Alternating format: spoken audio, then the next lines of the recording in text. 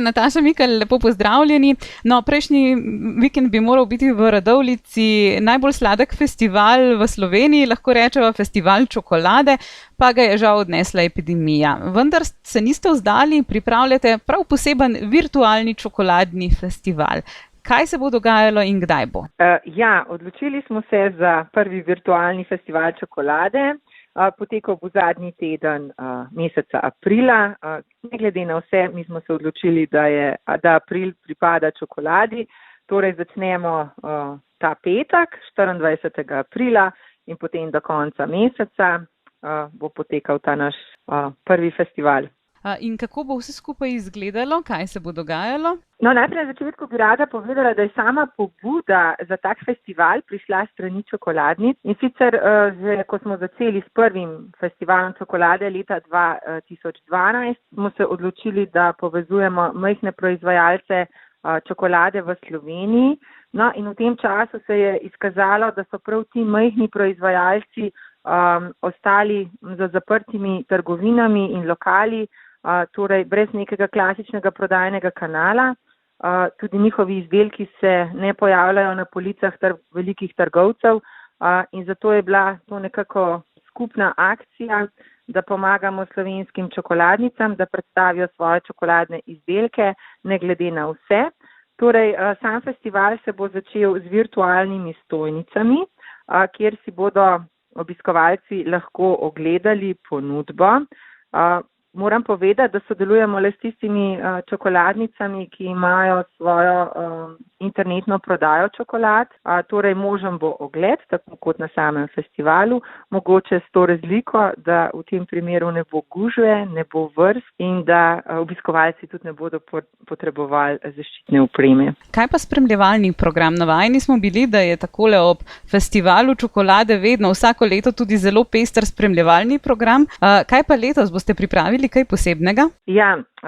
Torej osrednjo prizorišče, samo mesto Radovljice, se spet seli na spletno stran. Tako kot sem rekla, tam bo virtualni festival, kar se tiče stojnic. No, samo dogajanje pa se bo seveda premaknilo na družbena omrežja, predvsem na Facebook. Tam smo že ustvarjali tudi dogodek, prvi virtualni festival čokolade. No, in na tem mediju se bodo predstavljali v večini vsi, ki bi ustvarjali naš program tudi v živo, tako da se lahko obiskovalci pripravijo na nastop Saša Avsenika, Anžeta Langusa, Monike Avsenik.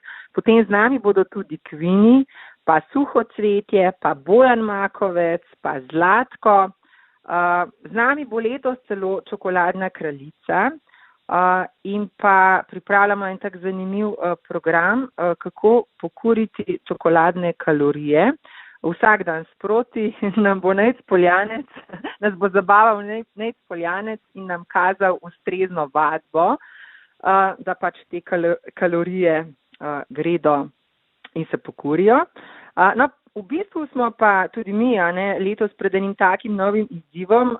Čist se zavedamo, da festival v živo je čisto nekaj drugačnega kot ta virtualni, ampak res smo prepričani, da bodo mogoče prav na tem virtualnem festivalu obiskovalci nekako lahko bolj snovali in so ustvarjali program skupaj z nami. Tako da pripravljamo res pestre čokoladne aktivnosti, tudi čokoladne izzive. Potem pripravljamo tudi kviz, kakšna čokoladna osebnost si. Potem pripravljamo res številne nagradne igre. Čokoladnice so nas že založile z bogatimi nagradami. Potem čokoladnice so se odločile tudi za posebne akcijske cene, tako da jaz sem prepričana, da če uporabljate te družabne medije, če vam je internet zanimiv, potem bo tudi festival kot tak zanimiv in privlačen.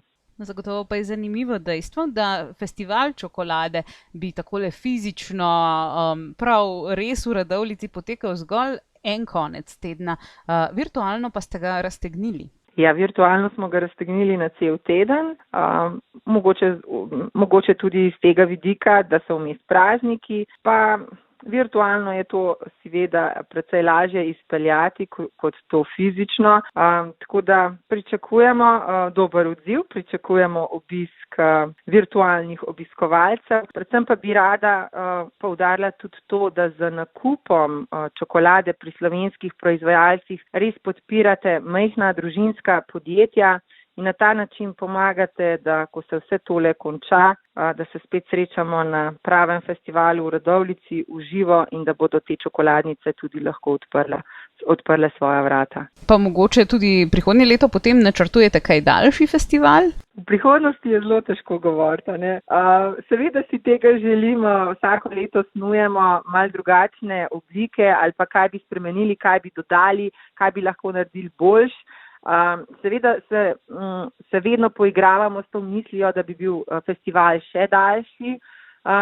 Letos smo si nekako zadali nalogo še pred odpovedjo, da bomo časovno vsaj na soboto festival podaljšali, bolj v večerne ure s posebnim programom, tako da pač te pobude in te ideje seveda ostajajo za naslednje leto. Jaz samo upam, da naslednje leto lahko spet naredimo en tak živ festival. Kje pa bo festival, virtualni festival čokolade dostopen? Ja, dostopen je na naši spletni strani www.radoljica.si, festival čokolade, ali pa na našem Facebooku oziroma na našem dogodku, prvi virtualni festival čokolade na Facebooku in pa tudi na Instagramu.